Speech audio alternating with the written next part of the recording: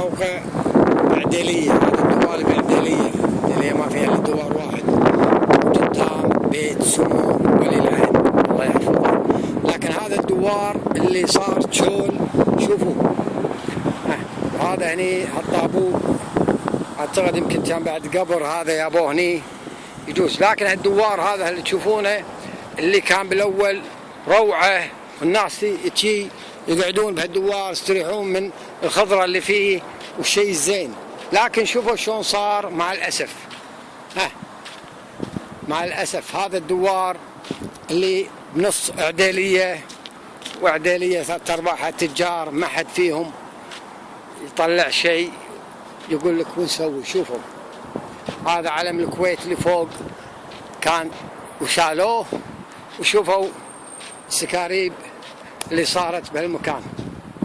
هذا دوار بعديلية.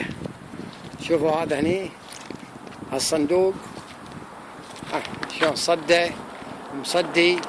شوفوا هني الحديد شلون مقطوط. شوفوا مع الأسف شيء أصبح يفشل مع الأسف. شوفوا هذا هني علم كويت شلون نتف، وهني مبطل الطوفة مبطة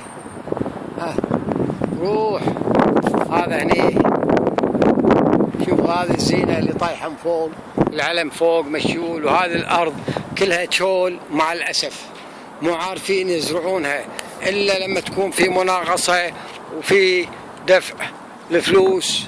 هذا أهم شيء عندهم يبونه. لكن مع الأسف شوفوا هذا دوار عديلية مع الأسف بموقع مقابل بيت سمو ولي العهد. شوفوا